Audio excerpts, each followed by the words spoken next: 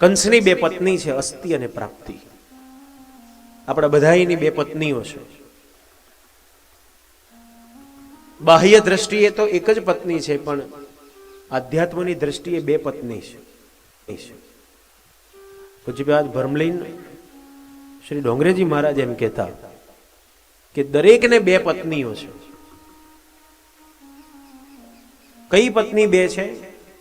કંસને એકલી અસ્તિ અને પ્રાપ્તિ હતી એવું નથી, આપણા બધાને અસ્તિ અને પ્રાપ્તિ છે જ. કઈ બે પત્નીઓ છે? જે છે એમાં આનંદ નથી માણી શકતા એ અસ્તિ, અને જેને પામવા માટે દોડા દોડ કરીએ છીએ પણ આપણા હાથમાં નથી આવતું એ પ્રાપ્તિ.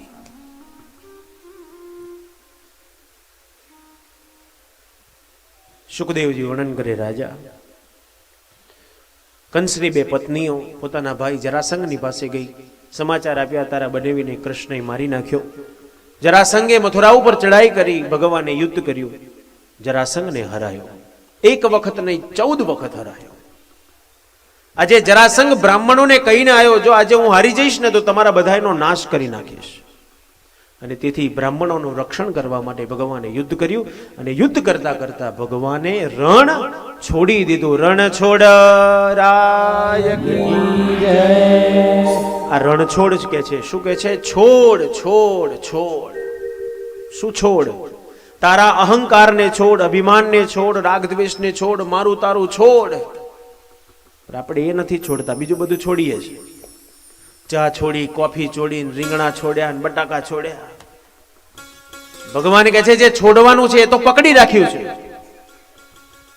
ભગવાને રણ છોડી દીધું. જરાસંઘને ભગવાને જીતાડ્યો, કારણ બ્રાહ્મણોનું રક્ષણ કરવું છે, મુચકુંદનો ઉદ્ધાર કરવો છે. જરાસંઘ કાલ યવનને સાથે લઈને આવ્યો છે, જેને વરદાન છે કોઈ મારી ન શકે. પણ કોણ મારી શકે? કે જે દૈવી પુરુષ છે, જેને દેવોના આશીર્વાદ મળ્યા હોય, એ જ કાલ યવનને મારી શકે. આજે કાલ યવન ભગવાનની પાછળ દોડ્યો. ભગવાનને મુચકુંદને ઉદ્ધાર કરવો છે, પોતાનું ઉપવસ્ત્ર મુચકુંદને ઉડાડી દીધું. ભગવાન સંતાઈ ગયા. કાલ યવન દોડતો આવ્યો. કાલ યવને વિચાર્યું મારા ક્રોધથી ભયભીત થઈને સંતાઈ ગયો છે. કાલ યવને મુચકુંદને લાત મારી. ખબર નથી કે આ મુચકુંદ છે, પણ ઉપવસ્ત્ર ભગવાનનું છે.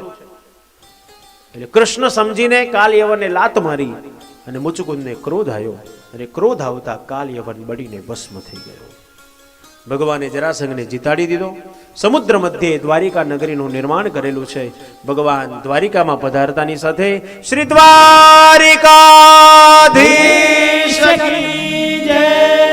ભગવાન દ્વારિકાધીશ થયા, અને દ્વારિકાધીશ થતાની સાથે ભીષ્મકની પુત્રી રૂકમણીએ પત્ર વ્યવહાર ચાલુ કર્યો.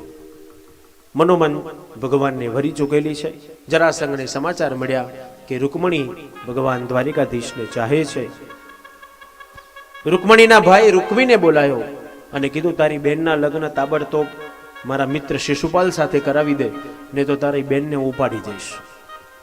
રૂકમી ભયભીત થઈને રડવા લાગ્યો.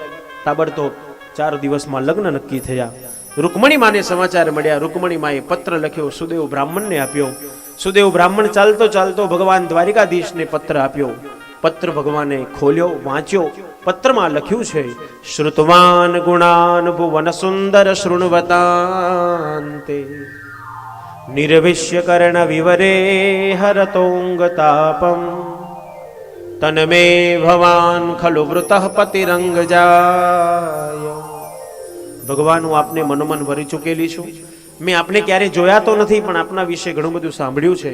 આપના જેવો સુંદરમાં સુંદર બીજું કોઈ છે નહીં. આપ મારો અંગીકાર કરો. આ શિયાળ જેવો શિશુપાલ જો આ શરીરને સ્પર્શ કરશે તો આ શરીરમાં પ્રાણ નહીં રહે. માટે આપ આવતીકાલે માના મંદિરમાં પધારજો અને મારો અંગીકાર કરજો. ભગવાને પત્ર સ્વીકાર્યો. સમાચાર મળ્યા ભગવાન આવતીકાલ પધારશે. રૂકમણી માએ સુદેવ બ્રાહ્મણને આશીર્વાદ આપ્યા. સવાર પડ્યું, રૂકમણીમાં માના મંદિરમાં દર્શન કરવા માટે જાય. ત્યાં સમાચાર આવ્યા ભગવાન દ્વારિકાધીશ આવ્યા છે. રૂકમી રડવા લાગ્યો. આ બાજુ જરાસંઘ દંડવત્રક સૈન્ય લઈને આવ્યા છે. આ બાજુ દાઉ ભૈયા પણ સૈન્ય લઈને આવ્યા. એક પલમાં રૂકમણી હરણ થયું, બીજા પલમાં કૃષ્ણ હરણ થયું. રૂકમણી માએ રથ હંકાર્યો અને ભગવાને યુદ્ધ કર્યું છે. આજે યશોદાને આંગણે કાગડો કાકા બોલવા લાગ્યો. યશોદાએ કીધું, મારે ઘરે મહેમાનમાં બીજું કોઈ નહીં, જો કનૈયો આવ્યો હોય તો તારી ચાંચ સોનાની બનાવી દઉં. ગ્વાલો દોડતા આવ્યા, માં કનૈયો આવ્યો, કનૈયો આવ્યો. યુવાન દીકરાને જોતાની સાથે યશોદાએ કીધું, બેટા બહુ મોટો થઈ ગયો તું તો. હા માં, હવે થોડોક સમય અહીંયા રહીશ ને. કેમ? તારા માટે સારી કન્યા ગોતી લાવું, તારા લગ્ન કરાવું. બોલો, આ છૂટછાટ અત્યારથી મળી છે કે કૃષ્ણના સમયથી ચાલતી આવી છે? કન્યાએ કીધું, માં એ બધી ચિંતા કરવાની તારે જરૂર નથી, કન્યા તૈયાર છે, તારે આશીર્વાદ આપવા આવવાનું છે. પણ એ સમયે કનૈયો તો યશોદાના આશીર્વાદ લેવા ગયો તો.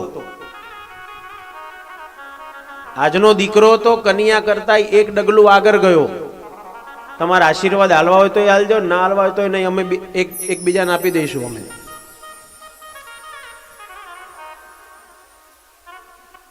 કૃષ્ણએ કર્યું છે એ કરવાની જરૂર નથી, કૃષ્ણએ કહ્યું છે એ કરવાની જરૂર છે. અને રામે જે કર્યું છે એ કરવાની જરૂર છે. પણ આપણે એ નથી કરતા. કૃષ્ણએ જે કર્યું છે એ કરવા જઈએ છીએ. એક ગામની અંદર એક યુવાને કથા સાંભળી અને રૂક્ષ્મણી વિવાહનો પ્રસંગ ચાલતો હતો.